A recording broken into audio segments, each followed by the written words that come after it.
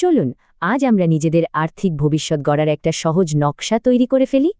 অনেকের কাছেই আর্থিক নিরাপত্তা যেন স্বপ্নের মতো। আচ্ছা, কেন এটা এত কঠিন মনে হয়? বাজেটের অভাব, হঠাৎ খরচ বা ঋণের বোঝা এগুলোই আমাদের অনেককে আটকে রাখে। কিন্তু কি হবে যদি এই বাধাগুলোকে আমরা সাফল্যের একটা ব্লুপ্রিন্ট হিসেবে দেখি?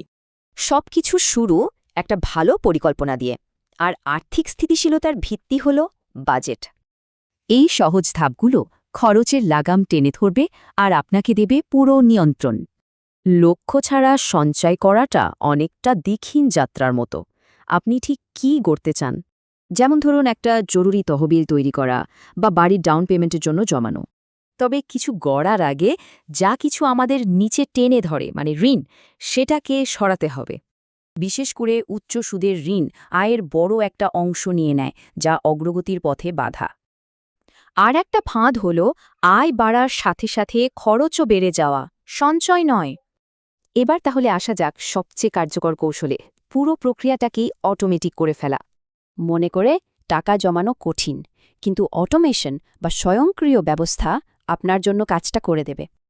এই সহজ উপায়গুলোতে আপনাকে আর আলাদা করে ভাবতেই হবে না, সঞ্চয় হতে থাকবে নিজে থেকেই। দেরি করাটাই সবচেয়ে বড় ভুল। শুরু করার সেরা সময় কিন্তু এখনই। সুরক্ষা, ঋণমুক্তি আর লক্ষ্য অর্জন, এই তিনটি মিলেই তৈরি হয় মজবুত আর্থিক ভিত্তি। তার মানে এটা শুধু টাকা জমানো নয়, এটা নিজের হাতে নিজের আর্থিক ভবিষ্যৎ গড়া। তাহলে আজ প্রথম কোন ইটটি গাচ্ছেন? মনে রাখবেন, ছোট ছোট পদক্ষেপে বড় পরিবর্তন আসে।